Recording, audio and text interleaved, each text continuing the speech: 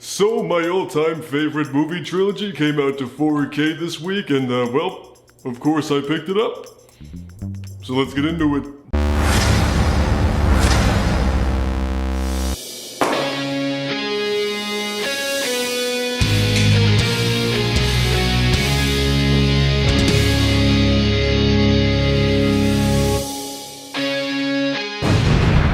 Hello friends and welcome back to the Brockopp side, a place for those who live, talk, and buy movies. And if you like to fall into one of those categories, hit that subscribe button down below. And before we go any further, you may notice a bit of a drastic set change here. Well, it's because I'm actually moving into this brand new location for the sake of making new videos. So this is just a little temporary set I've got going on here, and the echo is gonna be around a little bit, so I apologize in advance for that. But anyway, as you can see here, I got myself the really cool Best Buy exclusive Steelbook set. And I'm gonna break down this review into these three different categories here. So if there's one specific one you want to hear me talk about, then go ahead and skip to that particular one.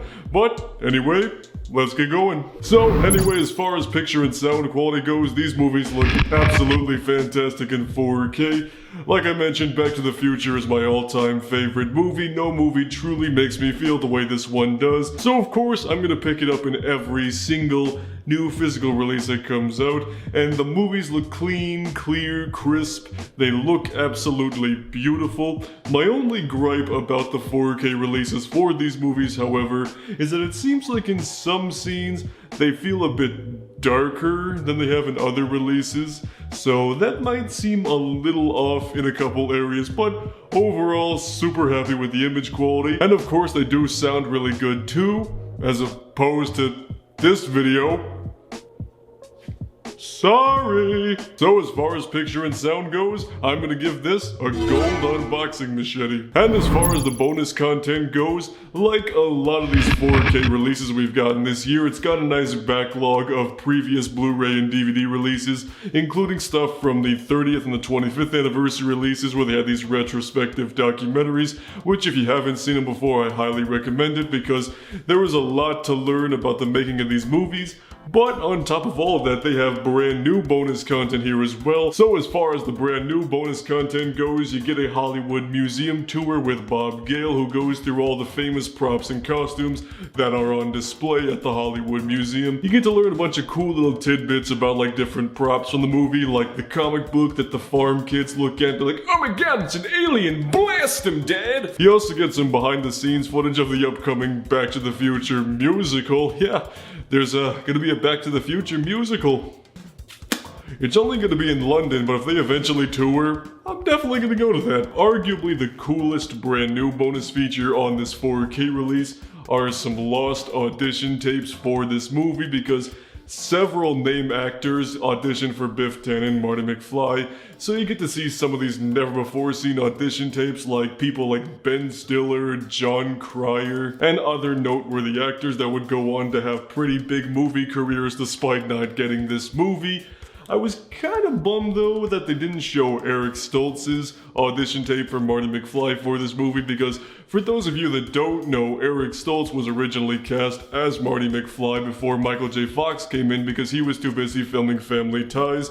But then a few weeks into filming, director Robert Zemeckis and Bob Gale were like, you know what, I don't think Eric Stoltz is really working. We really need Michael J. Fox in this role, so they managed to work it all out. They reshot a couple weeks worth of footage, and well, the rest is history. It also includes an episode of Can You Survive the Movies, the YouTube premium show hosted by Jake Roper, where he's basically kind of like movie Mythbusters, saying can you survive getting struck by lightning or, you know, getting blasted with that giant ant from Doc's office. So that was a fun addition to the 4K set, as well as probably the only way I would ever watch anything from that show because, well, who the hell pays for YouTube Premium? And like I mentioned earlier, there is a nice backlog of bonus features from previous DVD, Blu-ray, and now 4K releases.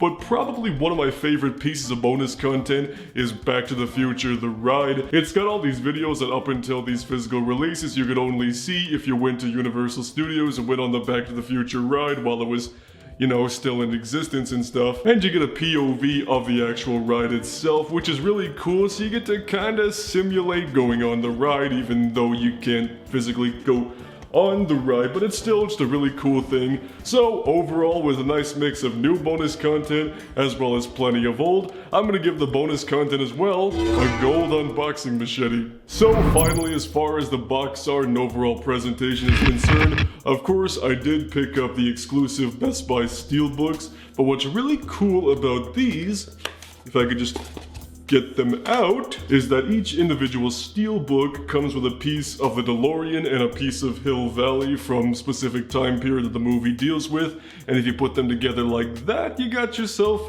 the complete DeLorean, which I think is really cool. I like it when they go that little extra mile with the steelbook designs, really kind of, you know, do something fun like that.